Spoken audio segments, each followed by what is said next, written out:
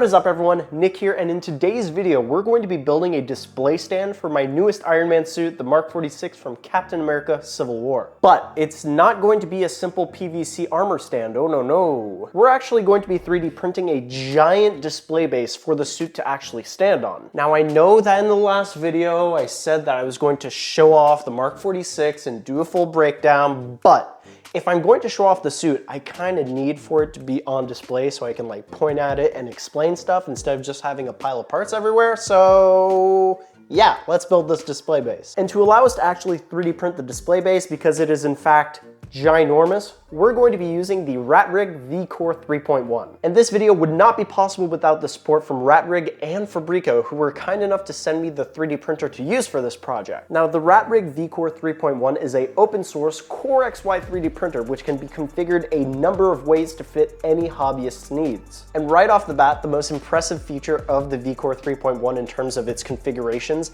is all the different configurations relating to the build volume. Currently, the V-Core 3.1 is available in a 200mm, 300mm, 400 and 500mm build volume, each having a different configuration for a fully enclosed 3D printer. So in total, that is 8 different configurations for the printer just based off the build volume and whether or not you want it to be enclosed. And I decided to go with the 500mm version of this 3D printer because I tend to 3D print a lot of cosplay stuff, which tends to be quite large, just like the display stand we're going to be building in this video. Now, the kit sold by Fabrico includes a lot of high quality parts, just like this absolutely ginormous PEI sheet. And just for comparison, here is the build plate included with the Bambu Labs P1S. It absolutely dwarfs it. Look at this.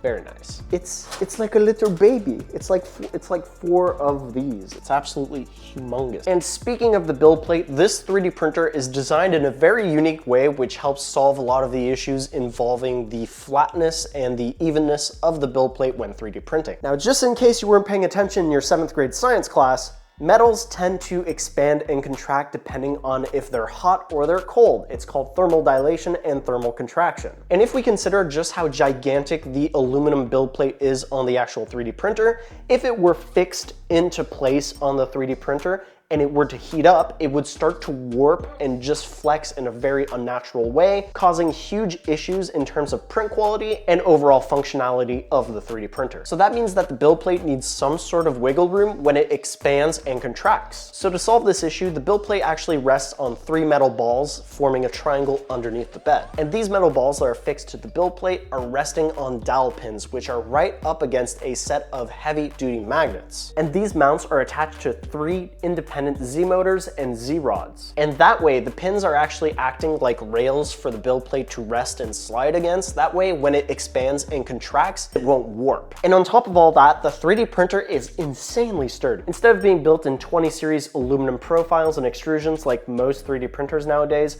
this entire 3D printer is designed around 30-30 metal extrusions, which makes this whole 3D printer incredibly tough and solid. And with the V-Core, RatRig designed this whole 3D printer from the ground up to be fully enclosed. So the design of this 3D printer allows all the motors and all the important electronics to be safely stored on the outside of the 3D printer to be safe from the temperature. Once I received the base kit from Fabrico, I immediately bought the enclosure kit. That way I could assemble it with the enclosure, and this will allow me to 3D print gigantic parts in ABS and ASA. And the hardware kit from Fabrico is incredibly well equipped. All I had to do was buy a few things like a Raspberry Pi and all the components that I would need for the main power supply to actually assemble the entirety of the 3D printer. And one of the very first things I decided to mod while building my V-Core was installing giant caster wheels on the bottom of the 3D printer to make moving it around way easier. Since it's such a gigantic machine and I didn't want to struggle to move it around when I would need to do repairs or need to do any sort of mods in the future, I figured I might as well install those giant caster wheels and make sure that they're sturdy enough so that when it's 3D printing, it is perfectly fixed to the ground, and when I need to move it around, I can just twist a knob to make the casters go down and lift the 3D printer up. That way I can move it around without any issues. And before we continue the rest of this video, we're going to be doing one more upgrade together, and that's going to be adding lights to this machine. And to make those lights, we're going to be using the Daylight on a Stick XXL.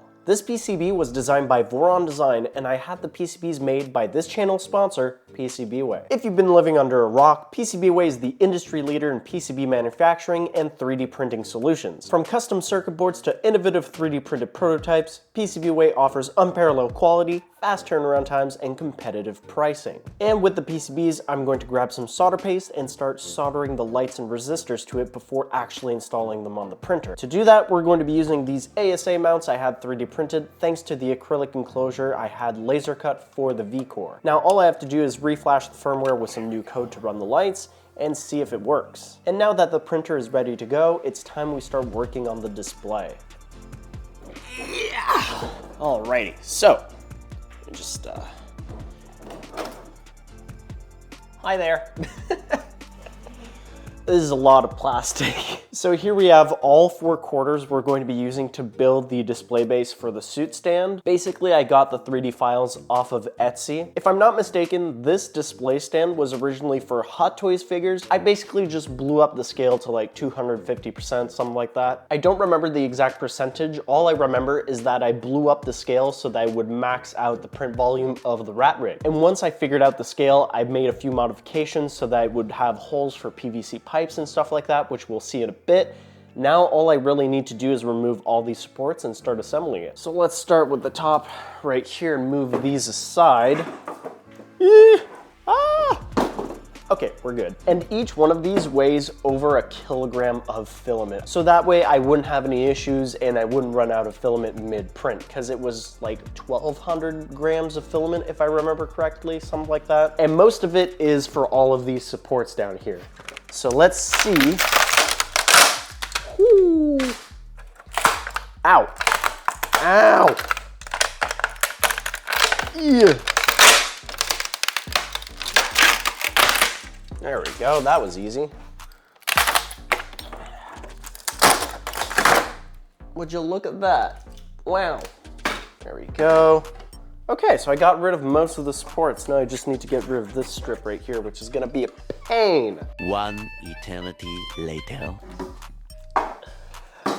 I did it! Okay, let's get back to business, huh? So we got numero uno, which goes something like that. And then these 3 other pieces goes something like that. Yeah, voila. How cool is that? Look at this. Look at this.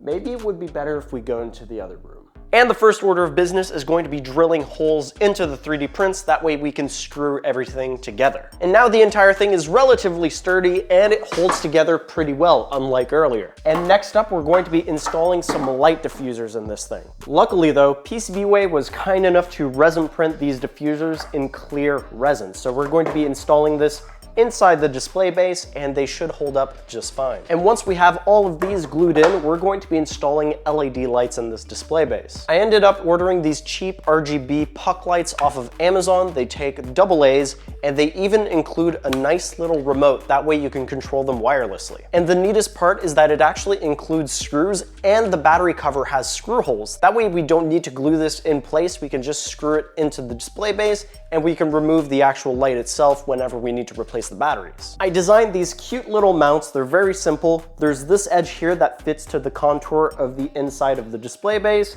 and there's 2 little holes for the screws. So this screws onto the 3D print.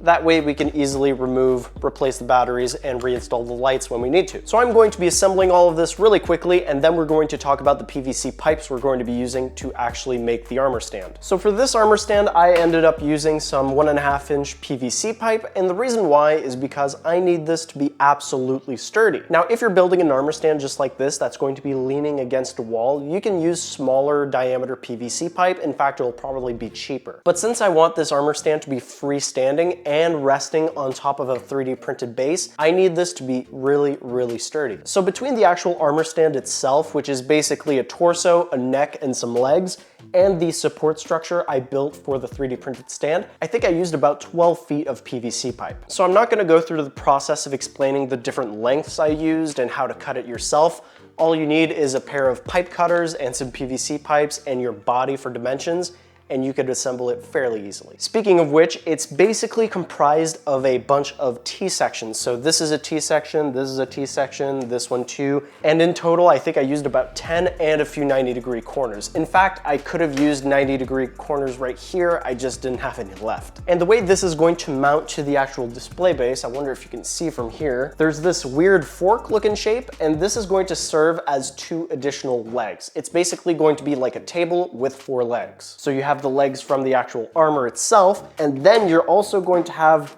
these 2 in the front and the back to make sure that it stays perfectly still. So now that it's mostly assembled, I'm gonna start grabbing armor pieces and trying to put it on the armor stand. And I'll probably need to make some modifications along the way, shortening some pipes, maybe needing to add couplers to elongate some pipes. And as you'll see on the Mark 20 armor stand, since I took some of it off, I used some foam on the sides here on the hips so that the hip section could hold in place. So there are a few things I'm going to have to probably add to make sure that the armor can support itself on the armor stand. 3 weeks later. So after a whole bunch of adjustments, I finally finished the new display stand. Now initially I was going to display the Mark 46 on the new display stand, but it didn't quite sit right. So I decided to swap some of the PVC pipes from both displays. And as you can see, I ended up displaying the Mark 20 on the new display stand and adding the Mark 46 to my old armor stand. And honestly, I feel like the Mark 20 looks even better on the new display stand. Since both PVC displays weren't built exactly the same, the torso on the Mark 20 now sits a little bit higher and the helmet sits in a much more natural position. So all in all, the Mark 20 looks absolutely phenomenal on the new display stand. And on top of that, the display itself, the model itself, is from Iron Man 3. So it just, you know, it matches the vibe. And speaking of the display stand, the remote control that was included with the RGB lights I got off Amazon does a really good job of activating all the lights, just like this. Yeah. If you thought it didn't look cool before, you might want to reevaluate your opinion. So not only does the Mark 20 now look better on display, the display itself looks better than the old one. And on top of that, it lights up, so it just really completes the look and I couldn't be happier. Meanwhile, the Mark 20, it's fine. There are 2 big issues I haven't solved yet when it comes to the display stand of the Mark 46. Number 1, that thigh gap. And that's because the armor stand has the extra support, that way the armor can be freestanding, and on top of that, the PVC pipe is 1.5-inch PVC pipe, which means that the gap between the legs is just humongous. And you might have noticed already, homie doesn't have arms. If you've been paying attention to the Mark 46 build videos, you would know that the arms are actually supported using buckles that attach to the shoulder, and the shoulder is attached to the torso with these heavy-duty retractable keychains. Now, it works great when there's a human body inside the armor. The arms actually stay up and it works quite well when putting on and taking off the armor. But since I've added batteries and a bunch of electronics and the hands to the actual arms, they've gotten a lot heavier than when I was initially building them and prototyping this system. So now the arms sag when there's not a human body inside the suit. That means that I need to add buckles from the shoulders to the torso, that way the arms won't sag. So by the time I actually get around to making a breakdown video covering everything about the Mark 46, I'll have those installed, that way you can get the full picture. But with that said, that's going to be it for today's video. I really hope you enjoyed it. If you have any questions, please leave them in the comments down below. And again, a huge thank you to Fabrico and RatRig for providing the RatRig V-Core 3.1 that I used to 3D print the display stand. And another massive thank you goes to PCBWAY for not only sponsoring this video, but for sponsoring the channel as a whole. And as per usual, I will see you all in the next one.